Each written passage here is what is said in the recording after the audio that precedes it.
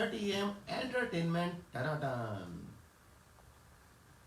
और स्टूडियो में मौजूद हो चुके हैं जिनका हमें था इंतजार और आपको भी शायद केसर इकबाल जी बिल्कुल मौजूद हैं। कहते हैं कि अगर लाइफ ने कर दिया आपके साथ कोई गोलमाल तो नाम याद रखें केसर Iqbal.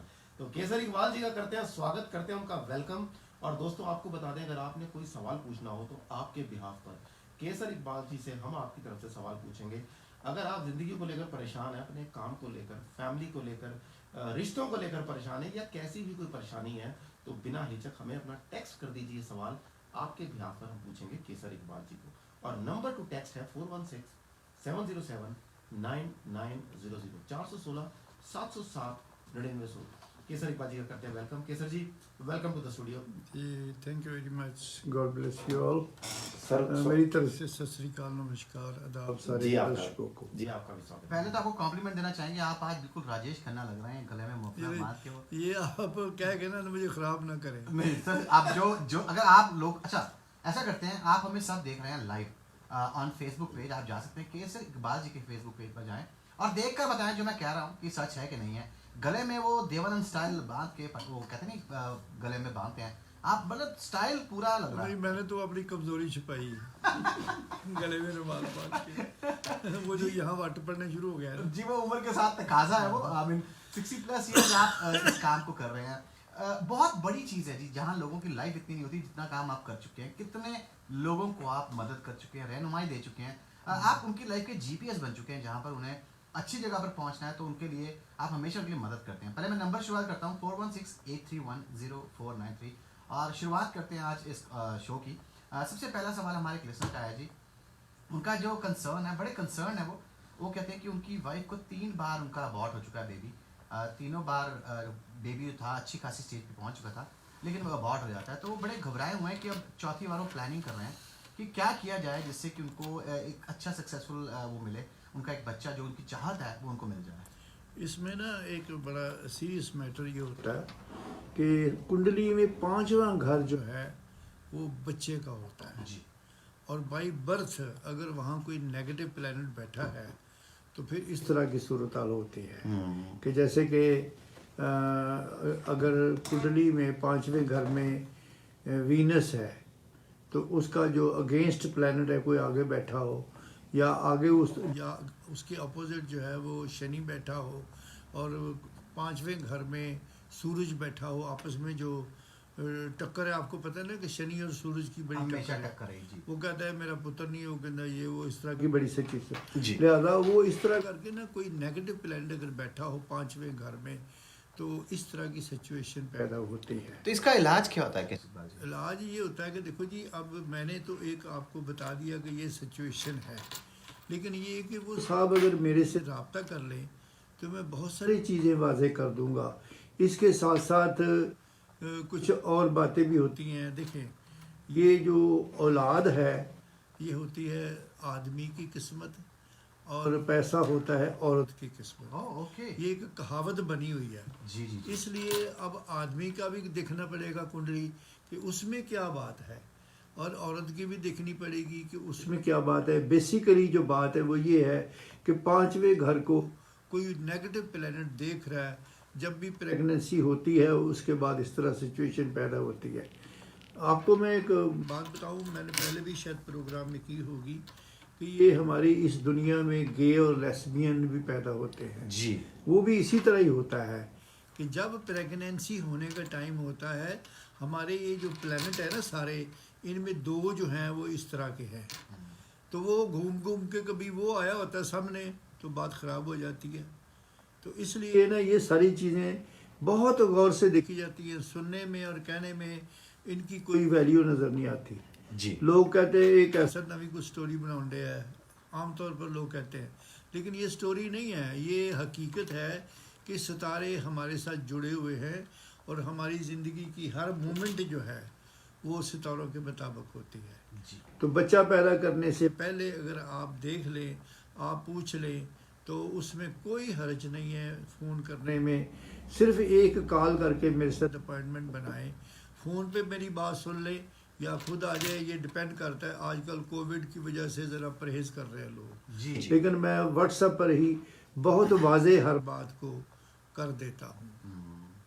I think social distancing भी मेंटेन करते हैं कैसे बाजी। आप एक बार कॉल जरूर कीजिए 4168310493। जैसे आपको समझाया कि कई बार छोटी छोटी चीज़ों से लाइफ में इतना बड़ा फर्क पड़ जाता है, तो आपको रोक क्या रहा है? एक फ़ोन कॉल कर कर ज़रूर नहीं, गाइडेंस। ये देखो, एक कॉल बराबर है इतनी बड़ी प्रॉब्लम जी, कि बच्चे का अबॉर्शन हो जाना, 3 बार जी होगी। 3 बार हो जाना, ये कितनी बड़ी बात है। हम्म, ये भी एक अच्छा, फिर एक और बात, अबॉर्शन तो हो गया और हुआ भी है कि जी प्लानट ठीक नहीं, सामने कोई नुक्ता है, ये है वो है, या आपकी कोई नाअहली की वजह से इस तरह हुआ, मगर ये ना आपके ऊपर एक बोझ है कि एक ज़िंदगी बनी, चाहे एक दिन के लिए बनी, ठीक है, वो अगर ज़ाया होती है तो वो आपके ऊपर बोझ है, जी। उसका भी आपको दान करना पड़ेगा। तो इन चीज़ों आई को, थिंक आप यही सही कह रहे हैं, क्योंकि कई बार क्या होता है हम लोग उन चीज़ों की तरफ भागते हैं जहाँ पर कोई फ़ायदा, अब जैसे इस केस में तो उनको बिल्कुल भी फ़ायदा नहीं हुआ। 3 बार वो कहते हैं जी उन्होंने काफ़ी कुछ ट्राई किया, मेडिकली भी, हर तरह की इसमें precaution। मेडिकल का कोई चक्कर नहीं है। मैंने आपको बताया है, बड़ा सीरियसली दोबारा भी बात कर रहा हूँ, कोई साहब अगर सुन रहे हैं तो सुने कि प्लैनेट का चक्कर है, दवाई का चक्कर नहीं है कि कोई नेगेटिव प्लैनेट सामने बैठा है, इधर 5वां घर है, उसके ऑपोजिट 11वां घर है, 11वें घर से जो कोई नेगेटिव प्लैनेट है वो उसको देख रहा है, और 5वें घर में कोई प्लैनेट ऐसा बैठा है जो कि 5वें और 11वें के दरमियान इख्तलाफ है पैदा करता नहीं, है। मेरा जो सवाल था ये कि हम लोग कई बार इन चीज़ों की तरफ ज़्यादा भागते हैं। एक ऐसे सोल्यूशन जो आपकी लाइफ को पूरी इनसाइड आउट चेंज कर सकता है, और वो भी छोटे छोटे उपाय, यानी कि यहाँ पर ये भी नहीं कहा जाता कि आपको कुछ बड़ा काम करना है, आपको सिर्फ छोटे छोटे उपाय बताए जाते हैं जिनके साथ आप अपनी लाइफ चेंज कर सकते हैं। तो why not give a call 416831 0493। जी। और अगले सवाल की तरफ चलते हैं जी। हमारा अगला सवाल एक बच्चे का है जी। He is around 19 years old, और वो शो सुनता है क्योंकि वो बहुत मस्ती करता है वो भी। उसका कहना है कि आपकी उसने जब बात सुनी तो उसको एनालाइज हुआ कि वो एक बहुत अच्छा सिंगर बनना चाहता है, लेकिन उसके पेरेंट्स उसको कभी इस इंडस्ट्री में आने देना नहीं चाहते। तो वो कह रहा है कि ऐसा क्या करे अपने माँ बाप के साथ कि उसके माँ बाप अलाउ कर दें, क्योंकि वो सिंगर बनने का पूरा मूड बना चुका है कि वो सिंगर बनना चाहता है, लेकिन माँ बाप पीछे नहीं। देखो जी, वो बनना चाहता है, उसके अंदर एक ख्वाहिश है, वो ख्वाहिश उठती है प्लैनेट से। जी। उसका जो 5वां घर है ना, वो आर्ट का भी घर है, उसमें एक प्लैनेट आर्ट का बैठा है। अच्छा, कोई भी सिंगर, कोई भी बड़ा सिंगर, अगर आप उसकी कुंडली देखेंगे ना, तो या 3रा घर या दूसरा घर जी। जो है, उनमें राहु और कोई मरकरी, राहु और मरकरी या इस तरह के कोई वो प्लैनेट जिनसे आर्ट नज़र आता है, वो नज़र आते हैं जी। ठीक है। तो जब वो नज़र आते हैं तो पेरेंट्स को बच्चे की ज़िंदगी को ख़राब कर रहे हैं, वो तो फिर ये है कि वो ना उधर का ना उधर का। जी। जी। तो मैं इसलिए पेरेंट्स को कहता हूँ कि आप बच्चों की ख्वाहिशात को देखें। सिंगर बनना कोई इस ज़माने में कोई जुर्म नहीं है। जी। मतलब कि जो आर्ट उसके अंदर जा चुका है ना, वो तो निकल नहीं सकता। वो तो जहाँ भी म्यूज़िक बजता होगा वो हमेशा उसके दिमाग में कुछ न कुछ इस तरह की बात, सोच पॉजिटिव आती जाएगी। जी। 4168310493। लाइफ में कोई भी प्रॉब्लम, कोई भी झोलमाल, आप एक बार कॉल ज़रूर कीजिए। और आपको मैं इतना बताता हूँ कि आप एक बार कॉल करेंगे, आप समझ जाएंगे कैसे एक छोटी सी कॉल आपकी लाइफ में बहुत बड़ी चेंज ला सकती है। कॉल करके बात कर अपॉइंटमेंट बनाएं, या आप फिर व्हाट्सएप पर भी आप उनके साथ बात करते हैं, और सारा कुछ आपको एक्सप्लेन करेंगे कैसे होता है, क्यों होता है, और हर चीज़ आपकी लाइफ में आपको जो कहते हैं प्रॉब्लम्स को सॉल्व कर देंगे केस इकबाल जी। लिए चलते अगले सवाल की तरफ। हमारा नेक्स्ट क्वेश्चन जो है हमारे लिसनर ने पूछा है जी। वो बिजनेस में काफ़ी पैसा लूज़ कर चुके हैं, और एक बार नहीं कहते 3 बार मैं लूज़ कर चुका हूँ, और अब 4थी बार मैं फिर एक ट्रायल लेना चाहता हूँ। तो वो चाहते हैं कि आप थोड़ा सा उनको गाइड करें ताकि वो आपको मिल सके आके कि कैसे वो बिजनेस सेलेक्ट करें और क्या क्या वो करें ताकि इस बार वो अनसक्सेसफुल ना हो। हर दफ़ा हमारे प्रोग्राम में इस तरह का सवाल होता है जी। कि बच्चे ने पढ़ना क्या है, बच्चे ने बनना क्या है, बंदे ने काम क्या करना है, क्या उसका फील्ड होगा। ये सारा उसके कुंडली में 2nd हाउस में और 4th हाउस में लिखा होता है।